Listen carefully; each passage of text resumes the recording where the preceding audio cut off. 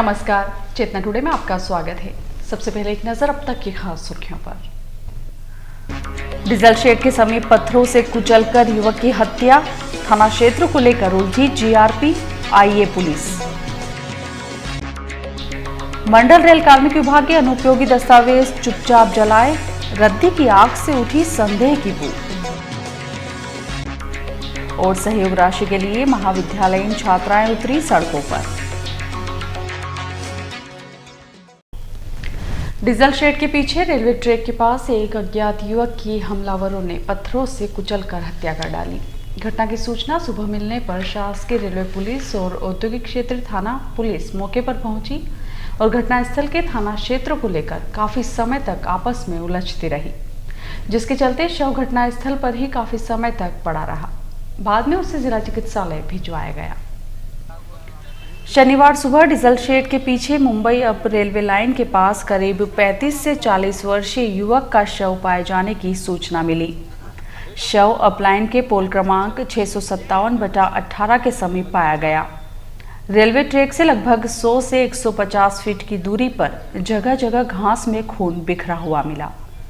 इतना ही नहीं, वहीं खून से सने 2 पत्थर भी मिले हैं। ऐसी आशंका व्यक्त की जा रही है कि हमलावरों ने युवक की इन्हीं पत्थरों से कुचलकर हत्या की होगी। हत्या के पश्चात शव को उठाकर नागदा अपलाइन के रेलवे ट्रैक पर फेंक दिया होगा। मृतक के सिर के पिछले हिस्से में गहरे चोट के निशान मिले हैं। रेलवे ट्रैक पर फेंके जाने के कारण उसका एक हाथ कटकर सिर से चिपक गया। मृतक ने जींस की पैंट पहनी थी, जबकि उसका शर्ट और बनियान पूरी तरह से फटकर गले में आ गया। इस हत्या की सूचना मिलने पर सुबह करीब 7:45 बजे औद्योगिक क्षेत्र थाना प्रभारी ओपी शर्मा मौके पर पहुंचे, जबकि जीआरपी को घटनास्थल तक पहुंचने में 10 बज गई थी। दोनों ही पुलिस घटनास्थल के थाना क्षेत्रों को लेकर आपस में विवाद में पड़ी रही। दोनों ही अपने अपने अधिकारियों से मोबाइल फोन पर मार्गदर्शन लेते देखे गए। काफी समय तक शव को जिला चिकित्सालय नहीं पहुंचाए जाने को लेकर भी दोनों ही पुलिस के अधिकारियों में मौके पर गहमागहमी भी हो गई थी। बाद में पुलिस थाना औद्योगिक क्षेत्र ने मामला दर्ज किया। शाम तक मृतक की शिनाख्त नहीं हो पाई थी। आईए थाना प्रभारी ओपी शर्मा ने बताया कि इस क्षेत्र के समीपस्थ गांव और कॉलोनियों के लोगों को शव दिखाया गया, मगर किसी ने भी पहचान नहीं की है। मृतक के दाहिने हाथ पर रमेश गुदा हुआ है। रतलाम रेल मंडल मुख्यालय पर स्थित मंडल कार्मिक विभाग द्वारा विभागीय दस्तावेजों की रद्दी मनमाने तरीके से जलाए जाने से संदेह की बू उठ रही है। हालांकि रेल अधिकारियों ने इस कार्रवाई के पीछे रेलवे बोर्ड के उस आदेश का हवाला दिया है, जिसमें महत्वपूर्ण दस्तावेजों को बेचने के स्थान पर जलाने के लिए आदेशित किया गया है। हालांकि रद्दी जलाए जाने से रेलवे को लाखों रुपए के राजस्व के नुकसान की आशंका जताई गई है। मंडल रेल प्रबंधक कार्यालय के कार्मिक विभाग के वर्ष भर में निकले अनुपयोगी दस्तावेजों की रद्दी को छुट्टी के दिन गुपचुप तरीके से शिमला कॉलोनी स्थित खुले स्थान पर जला दिया गया। सूत्रों के अनुसार लगभग 100 से अधिक बोरों में भरी इस रद्दी को विभागीय कर्मचारी रेलवे के ट्रकों में भरकर जलाने के लिए लेकर पहुंचे थे। इसके लिए ट्रकों ने डीआरएम ऑफिस से शिमला कॉलोनी तक कई चक्कर लगाए। कार्य के लिए रेलवे के कर्मचारियों के साथ रेलवे का ही ज्वलनशील पदार्थ उपयोग में लाया गया। इसकी खबर जब मीडिया कर्मियों को लगी तो वे यहां पहुंचे। कैमरा देख अधिकारियों ने अपने हाथों में थामी ज्वलनशील पदार्थों की बोतलें कर्मचारियों को थमाना शुरू कर दी और कैमरे से नजरें चुराने लगे। सूत्र बताते हैं कि कार्मिक विभाग द्वारा रेलवे में विभिन्न प्रकार की परीक्षाओं हेतु प्रश्न पत्र, परीक्षाएं एवं परिणामों से संबंधित कार्रवाई की जाती है। ऐसे में जलाए गए दस्तावेज महत्वपूर्ण होते हैं, जिन्हें गुपचुप तरीके से छुट्टी के दिन जला दिए जाने से कई सवाल उठ रहे हैं। हालांकि जनसंपर्क अधिकारी जयंत कुमार का कहना है कि यह कार्रवाई रेलवे बोर्ड के उस ताजा आदेश के तहत हुई है, जिसमें बोर्ड ने आदेशित किया है कि जिन अनुपयोगी दस्तावेजों की रखने की समय सीमा समाप्त हो गई है, उन्हें जला दिया जाए। उन्होंने कहा कि इसी आदेश के तहत कार्मिक विभाग ने कार्रवाई की है।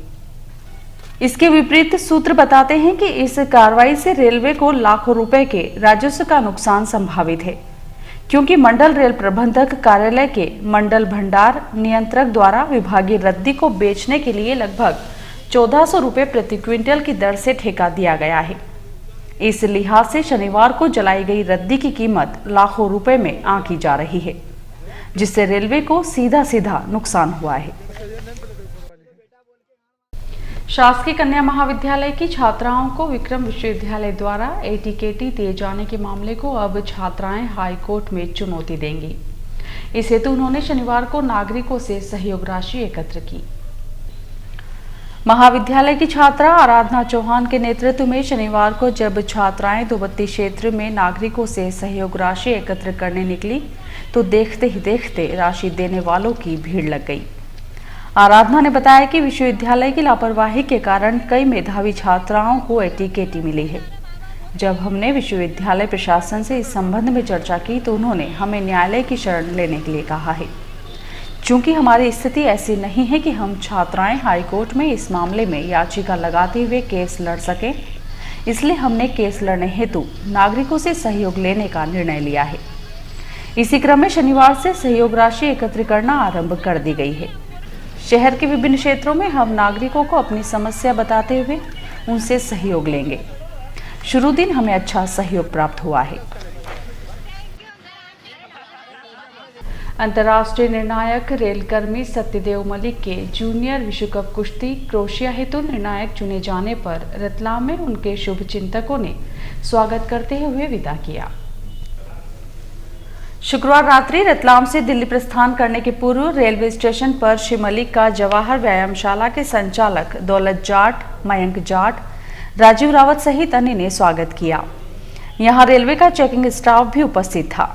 मयंक ने बताया कि श्री मलिक क्रोएशिया राष्ट्र के जगरेब में 4 से 10 अगस्त तक आयोजित जूनियर कुश्ती स्पर्धा में निर्णायक के रूप में अपनी सेवाएं देते हुए भारत को गौरवान्वित करेंगे। श्री रावत ने कहा कि इसके पूर्व भी श्री मलिक कई विश्व स्तरीय कुश्ती स्पर्धाओं में निर्णायक के रूप में अपनी सेवाएं दे चुके हैं। स्टेशन पर पहुंचे उनके शुभचिंतकों ने उन्हें उत्सवी वातावरण में विदा किया। रेलवे कॉलोनी में पिछले 2-3 दिनों से एक गुस्सेल सांड नागरिकों की सुरक्षा के लिए खतरनाक सिद्ध हो रहा है। यह सांड रेलवे कॉलोनी के समीप से गुजर रहे मुख्य मार्ग से आवागमन करने वाले नागरिकों को मारने के लिए दौड़ पड़ता है। स्थानीय रहवासियों और दुकानदारों के अनुसार अभी तक यह सांड कई लोगों पर हमला करता देखा गया है। किसी भी दिन कोई बड़ा हादसा हो सकता है। वैसे भी रेलवे कॉलोनी में इन दिनों आवारा पशुओं का जगह जगह जमघट लगा रहता है, जिससे यहां से गुजरने वाले बच्चों से लेकर बड़ों तक की सुरक्षा पर सवाल उठ रहे हैं। रिसोर्ट संचालक के घर पर फायरिंग के मामले में गिरफ्तार चारों आरोपियों क्रमशः टार्जन उर्फ अरविंद ठाकुर, चना उर्फ सोनू बारिया, राकेश मीणा और दीपेंद्र सिंह को पुलिस थाना माणक चौक ने रिमांड अवधि समाप्त होने पर शनिवार को न्यायालय में पेश किया, जहां से उन्हें 14 अगस्त तक न्यायिक हिरासत में रखने के आदेश दिए जाने पर जेल भेज दिया गया। इस मामले में फरार 5 अन्य आरोपियों की धरपकड़ के प्रयास जारी हैं। और आइए देखते हैं अंत में सुर्खियां एक बार फिर। डीजल शेड के समीप पत्थरों से कुचलकर युवक की हत्या, थाना क्षेत्र को लेकर उलझी जीआरपी, आईए पुलिस। मंडल रेल कार्मिक विभाग के अनुपयोगी दस्तावेज चुपचाप जलाए, रद्दी की आग से उठी संदेह की बू। और सहयोग राशि के लिए महाविद्यालयीन छात्राएं उतरी सड़कों पर। चेतना टुडे में आज बस इतना ही। हम फिर उपस्थित होंगे नई हलचल के साथ। तब तक के लिए नमस्कार।